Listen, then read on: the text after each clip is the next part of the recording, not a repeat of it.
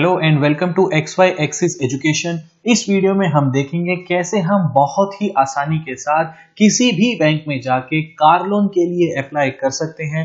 इस वीडियो में हम हर चीज पॉइंट टू पॉइंट डिस्कस करेंगे। बेसिकली कितना हमें रेट ऑफ इंटरेस्ट पे करना पड़ेगा कार लोन के लिए, basically rate of interest calculation का क्या प्रोसेस होता है, किस बैंक में हमें सबसे कम रेट ऑफ इंटरेस्ट मिलेगा कार लोन लेने के लिए। उन सब के अलावा हम ये भी देखेंगे कि मान लीजिए अगर आप सैलरीड क्लास है यानी आप कहीं पे जॉब करते हैं तो उस केस में आपको क्या क्या डॉक्यूमेंटेशन लगेगी, क्या प्रोसेस रहेगा बैंक से कार लोन लेने के लिए। और यदि आप सेल्फ एम्प्लॉयड हैं यानी आपका खुद का बिजनेस है तो उस केस में क्या प्रोसेस रहेगा कार लोन लेने के लिए किसी भी बैंक से।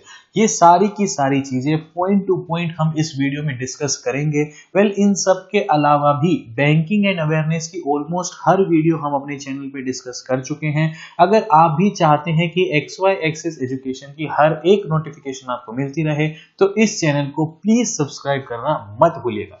यहाँ पे हम वीडियो को स्टार्ट करते हैं, बट सबसे पहले हमें ये पता होना चाहिए कि कार लोन लेने के लिए बेसिकली प्रोसेस क्या है। सारी की सारी चीजें डीप जो हर बैंक फॉलो करता है कार लोन के लिए वो पहले हम यहाँ पे डिस्कस कर लेते हैं। देखो, आप जब भी किसी भी बैंक में कार लोन लेने के लिए जाएंगे तो बैंक आपसे सबसे पहला सवाल ये पूछेगा कि आपको जो रेट ऑफ इंटरेस्ट चाहिए वो कौन सा चाहिए, क्या फिक्स्ड रेट ऑफ इंटरेस्ट चाहिए या फिर फ्लोटिंग रेट ऑफ इंटरेस्ट चाहिए। अब ये क्या होता है, देखो अब यहाँ पे मैं आपको बता दूं कि जो फिक्स्ड रेट ऑफ इंटरेस्ट होता है, जैसे मान लीजिए उदाहरण के तौर पे हम चलते हैं कि आज की तारीख में 7% कार लोन का रेट ऑफ इंटरेस्ट चल रहा है, ठीक है, और आपने कार लोन लिया 5 साल के लिए, ठीक है, तो आगे आपको कुछ प्रॉब्लम नहीं है। अगले 5 साल तक आपको 7% रेट ऑफ इंटरेस्ट के हिसाब से ही अपनी EMI पे करनी है, ठीक है। बैंक आपको एक EMI बता देगा कि आपको हर महीने जो भी EMI आपकी बनेगी ये EMI अगले पूरे 5 साल तक आपको सेम EMI ही पे करनी है।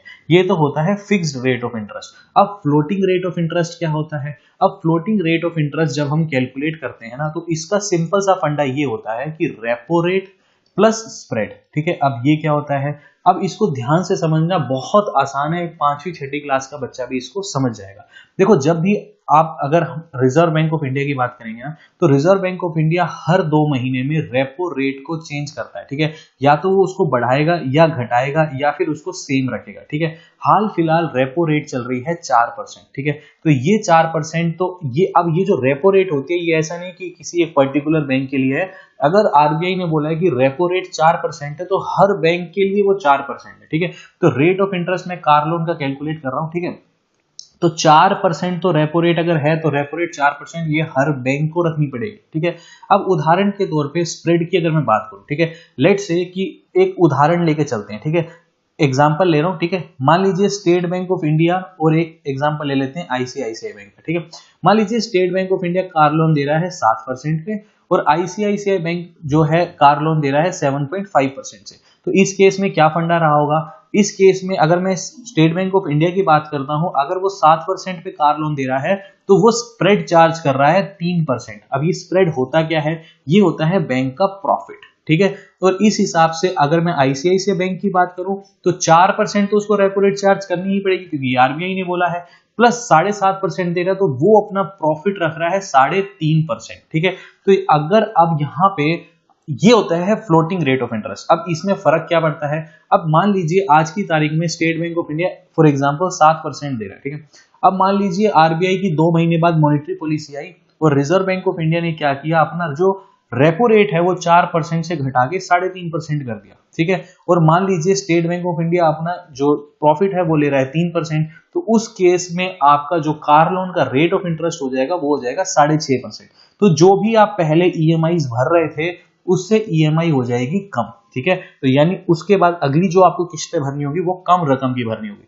लेकिन इसका उल्टा भी हो सकता है, मान लीजिए कल को जो भारतीय रिजर्व बैंक है वो रेपो रेट को 4.5% कर देता है और एसबीआई का जो प्रॉफिट है वो 3% ही एसबीआई रखता है, तो एसबीआई का रेट ऑफ इंटरेस्ट बढ़ के कितना हो जाएगा, 7.5% हो जाएगा। ठीक है, तो इसमें क्या रहता है, जो फ्लोटिंग रेट ऑफ इंटरेस्ट रहता है उसमें रहता है रिस्क। कल को आपकी किस्तें जो है वो कम भी हो सकती हैं और किस्तें बढ़ भी सकती हैं। वेरएज अगर मैं फिक्स्ड रेट ऑफ इंटरेस्ट की बात करूं तो उस केस में जो आज की तारीख में रेट ऑफ इंटरेस्ट चल रहा है उसी रेट ऑफ इंटरेस्ट पे ही आपको अगले 5 साल 7 साल जितने भी टाइम का आप कार लोन लेंगे उतने पूरे टाइम आपको फिक्स्ड रेट ऑफ इंटरेस्ट के हिसाब से फिक्स्ड किस्तें भरनी है। ठीक है, इन सब के अलावा बैंक आपको बोलता है कि मिनिमम आपको 1 लाख रुपए का लोन तो लेना ही लेना है। ठीक है, जैसे ऐसा नहीं कि 10 लाख रुपए की गाड़ी है आप जाकर के बोलेंगे 9.5 लाख रुपए तो मैं डाउन पेमेंट दे देता हूं और 50,000 रुपए आप मेरे को लोन दे दीजिए। नहीं, आपको मिनिमम 1 लाख रुपए तो बैंक से लोन लेना ही पड़ेगा, उसके ऊपर कोई लिमिट नहीं है।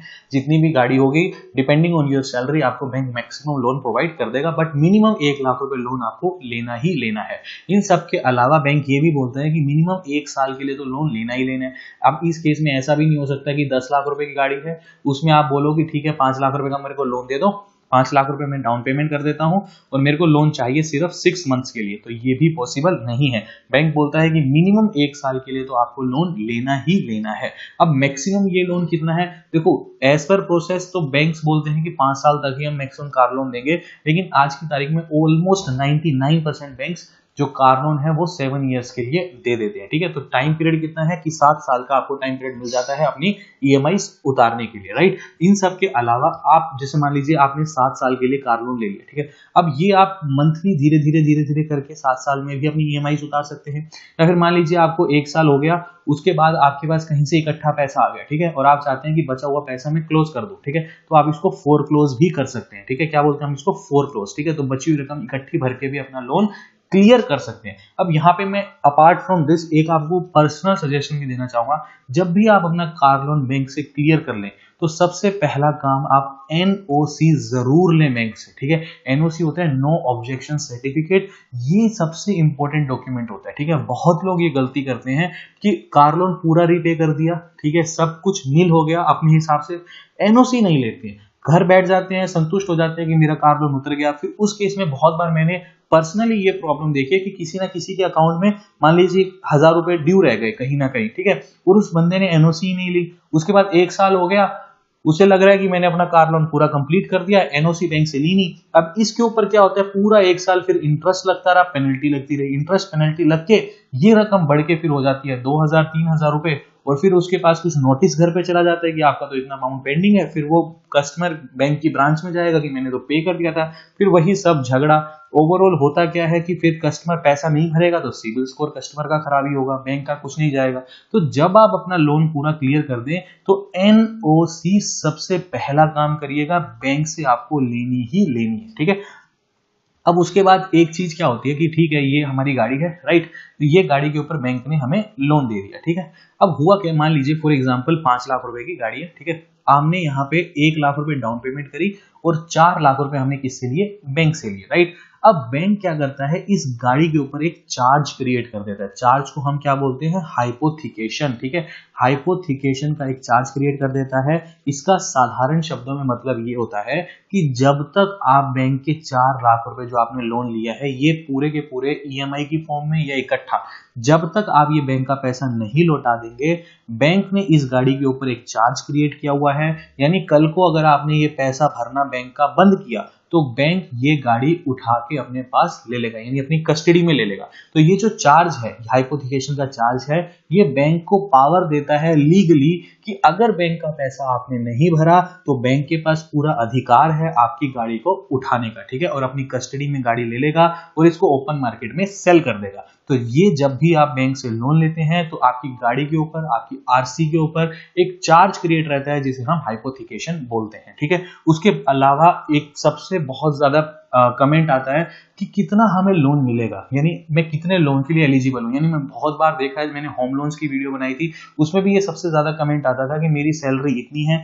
तो मुझे लोन कितना मिलेगा। देखो कार लोन के केस में जितनी भी आपकी सैलरी है उसका 20 टाइम्स आपको कार लोन मिल जाता है। जैसे फॉर एग्जाम्पल आपकी सैलरी मान लीजिए 20,000 रुपए, ठीक है, तो 20,000 का 20 गुना यानी 4 लाख रुपए के लोन के लिए आप एलिजिबल हैं। तो आप अपने अकॉर्डिंगली देख लीजिएगा कि आपकी सैलरी पर मंथ कितनी है, उसको 20 टाइम्स आप कर देंगे तो उतना आपको कार लोन बैंक दे देगा, ठीक है। उसके अलावा मिनिमम एज की अगर मैं बात करूं, अगर आप कहीं पे जॉब करते हैं तो मिनिमम एज 23 इयर्स आपकी होनी ही होनी चाहिए। अगर आप किसी बड़ी कंपनी में काम करते हैं लाइक टाटा, इंफोसिस, किसी भी आप बड़ी कंपनी में काम करते हैं तब मिनिमम 23 इयर्स एज। और अगर आप किसी नॉर्मल कंपनी में काम करते हैं जो रजिस्टर्ड नहीं है तो मिनिमम 25 इयर्स आपकी एज होनी चाहिए, राइट। अगर मैं सेल्फ एम्प्लॉयड की बात करूं तो मिनिमम 25 इयर्स आपकी एज होनी चाहिए और इट डिपेंड्स कि आप आईटीआर कितना भरते हैं, ठीक है। अपना इनकम प्रूफ देखो, क्योंकि सेल्फ एम्प्लॉयड के लिए तो आईटीआर ही उसका इनकम प्रूफ है, राइट। उसके बाद मैक्सिमम एज की अगर मैं बात करता हूं तो मैक्सिमम एज होनी चाहिए 60 इयर्स सैलरीड क्लास के लिए। और 60 इयर्स में मतलब आपका लोन पूरा क्लियर हो जाना चाहिए। अगर आप 7 साल के लिए लोन लेते हैं तो 53 इयर्स की एज में ही लोन ले लीजिए, यानी 60 इयर्स तक आपका पूरा लोन क्लियर हो जाना चाहिए, राइट। और मैक्सिमम एज अगर मैं सेल्फ एम्प्लॉयड की बात करूं तो यहाँ पे है 65 इयर्स, राइट। उसके बाद यहाँ पे जो गाड़ी की कॉस्ट है, ठीक है, तो कॉस्ट कैसे कैलकुलेट होती है। देखो जो ये ऑन रोड प्राइस है ना, ऑन रोड प्राइस होता क्या है, देखो सबसे पहले होता है एक्स शोरूम प्राइस, यानी जब गाड़ी शोरूम के अंदर खड़ी है तब उसका प्राइस मान लीजिए 6 लाख रुपए। किसी भी गाड़ी, फॉर एग्जाम्पल कोई भी गाड़ी ले लेना, मान लो उसका कोई प्राइस 6 लाख रुपए, ठीक है। अब ये तो गाड़ी की कॉस्ट होगी एक्स शोरूम प्राइस। उसके बाद हम इसकी आरसी कराते हैं, राइट। यानी अगर 6 लाख रुपए प्राइस है तो ऑलमोस्ट 60,000 रुपए के आसपास आप आरसी की कॉस्ट लगा लो, यानी अब गाड़ी की कॉस्ट कितनी होगी 6,60,000। उसके बाद मान लीजिए 40,000 रुपए के आसपास इंश्योरेंस लगा लो, यानी गाड़ी की कॉस्ट कितनी होगी 7 लाख रुपए हो गई, ठीक है। फिर उसके बाद बहुत सारी चीजों की वारंटी एक्सटेंड कर देती है एजेंसी, बोलती है कि आप 5,000 10,000 रुपए की ये स्कीम ले लो, आपकी जो शू ब्रेक्स हैं, बहुत सारी चीजें होती हैं, इनकी हम वारंटी एक्सटेंड कर देंगे अगर आप वो लेते हो, ठीक है। तो इससे गाड़ी की कॉस्ट और बढ़ जाएगी। फिर कोई टेफ्लॉन कोटिंग या कार एक्सेसरीज जो भी चीजें हैं, यानी गाड़ी की कॉस्ट जब ऑन रोड आती है गाड़ी तो 6 लाख रुपए की गाड़ी लगभग 7-7.5 लाख रुपए के आसपास पड़ जाती है, ठीक है। अब बात आती है पहले के टाइम की, ठीक है। पहले बैंक जो है लोन देता था एक्स शोरूम प्राइस के ऊपर, यानी बैंक ये देखता था गाड़ी की एक्स शोरूम वैल्यू क्या है, वो 6 लाख रुपए, तो बैंक इसके ऊपर लोन देता था। लेकिन आज की तारीख में बैंक के अंदर ही इतना कंपटीशन हो गया है कि हर बैंक आपको ऑन रोड प्राइस की जो गाड़ी की वैल्यू है उसके ऊपर ही 100% लोन देने के लिए तैयार है। यानी अगर गाड़ी की कॉस्ट 7.5 लाख रुपए आपने कैलकुलेट करी है तो बैंक बोलता है कि मैं 7.5 का 7.5 लाख रुपए आपको लोन देता हूं, आप 0% डाउन पेमेंट करो, राइट। तो इतना कंपटीशन बैंक के अंदर हो चुका है, ठीक है। अब एक बार मैं आपको ये बताता हूं, बट वैसे नॉर्मल प्रोसेस के हिसाब से क्या चलता है, देखो वैसे जो नॉर्मल प्रोसेस था, मान लीजिए एग्जांपल के तौर पे हम यहाँ पे एग्जांपल ले ही रखा है। देखो यहाँ पे मान लीजिए गाड़ी की कॉस्ट है 10 लाख रुपए, ठीक है। उसके ऊपर अदर एक्सपेंसेस है 2 लाख रुपए, लाइक आपकी आरसी हो गई, आपका इंश्योरेंस हो गया, उसके ऊपर कुछ भी एसेसरीज की जो कॉस्ट है वो मान लीजिए 2 लाख रुपए, ठीक है। तो यानी गाड़ी की जो ऑन रोड प्राइस की कॉस्ट कितनी हो गई 12 लाख रुपए, राइट। लेकिन एक्स शोरूम प्राइस कितना है 10 लाख रुपए। बैंक क्या बोलता है कि मैं 10 लाख का भी पूरा पैसा नहीं दूंगा, 80% ही दूंगा। यानी बैंक बोलता है मैं 8 लाख रुपए ही आपको लोन दूंगा और इस हिसाब से 4 लाख रुपए आपको खुद को पे करना है। अब ऐसा बैंक करता क्यों, देखो बहुत सारे केसेस में क्या होता है, किसी भी व्यक्ति ने गाड़ी ली, ठीक है। अब ये बैंक 4 लाख रुपए क्यों रख रहा है, देखो अगर आप 4 लाख रुपए रखोगे, यानी आप अपनी जेब से 4 लाख भरोगे, तो बैंक को भी ये लगेगा कि कस्टमर का भी कुछ पैसा इसमें लगा हुआ है, तो वो अपनी गाड़ी को ध्यान से चलाएगा। अगर बैंक पूरा का पूरा 12 लाख रुपए ही आपको लोन दे देगा और आपने 0% ही भरा है, तो इस केस में कस्टमर क्या बोलता है कि मेरा तो कुछ पैसा लगा ही नहीं हुआ, वो इसको ईएमआई भरनी है, मान लीजिए उसको 12-15 हजार रुपए की ईएमआई, 20,000 रुपए की ईएमआई भरनी होगी हर महीने, राइट। तो कस्टमर क्या लगा, मैंने अपनी जेब से अभी तक तो कुछ नहीं लगाया, फिर वो एकदम रैश ड्राइविंग करेगा, उसको कोई फर्क नहीं पड़ेगा गाड़ी का क्या हो रहा है क्या नहीं हो रहा। अगर मान लीजिए इनकेस एक्सीडेंट हो जाता है, कल को वो ईएमआई भरना बंद कर देगा। इस वजह से बैंक को भी डर लगता है कहीं मेरा पैसा पूरा ना डूब जाए, इसलिए बैंक एक डाउन पेमेंट भरवाता है 4 लाख रुपए। उसके बाद अब मान लीजिए 8 लाख रुपए का लोन है, ठीक है। अब गाड़ी के ऊपर तो पूरा हाइपोथिकेशन का चार्ज चढ़ा हुआ है, यानी अगर आपने डिफॉल्ट किया तो चाहे आपने 4 लाख रुपए भरे हुए हैं, बैंक तो गाड़ी उठा के ले जाएगा। तो एक बैंक रिस्क फ्री होने के लिए बोलता है कि डाउन पेमेंट आप यहाँ पे भरिए, ठीक है। तो ये सारी की सारी चीजें थी। उसके बाद अगर हम रेट ऑफ इंटरेस्ट की बात करें तो central bank rate of interest minimum provide कर रहा है 7.25%। उसके बाद कैनरा बैंक है, पंजाब नेशनल बैंक है, आईडीबीआई बैंक है। अब यहाँ पे समझते हैं, अगर सेंट्रल बैंक ऑफ इंडिया 7.25% दे रहा है और यहाँ पे आईसीआईसीआई बैंक 7.90% दे रहा है, राइट। तो यहाँ पे क्या कैलकुलेशन रही होगी, यानी देखो 4% तो रेपो रेट है ही है, तो 4% तो इसने भी चार्ज करा होगा, 4% इसने भी चार्ज किया होगा, राइट। और स्प्रेड यानी आईसीआईसीआई बैंक प्रॉफिट कितना ले रहा होगा, 3.90%, ठीक है। और सेंट्रल बैंक प्रॉफिट कितना ले रहा होगा, 3.25%, ठीक है, अगर आप फ्लोटिंग के लिए जाते हो तो, ठीक है। तो ये बेसिकली सारी की सारी चीजें थी कार लोन के लिए। इसके ऊपर एक प्रोसेसिंग फीस भी पे करनी होती है। ये प्रोसेसिंग फीस होती है बेसिकली, ये हम बोलते हैं इसको फाइल चार्ज, ठीक है। तो ये फाइल चार्ज रहता है जब भी आप लोन लेने जाएंगे। मान लीजिए आपने 10 लाख रुपए का लोन बैंक से लिया, ठीक है, तो 10 लाख का 0.5% आपको फाइल चार्ज एक बार पे करना होगा बैंक को, ठीक है। तो ये सारा का सारा प्रोसेस था बेसिकली कार लोन के ऊपर। आई होप कि आपको सब कुछ समझ आ गया होगा। अभी के लिए this is the end of the video. Thanks for listening and thank you all.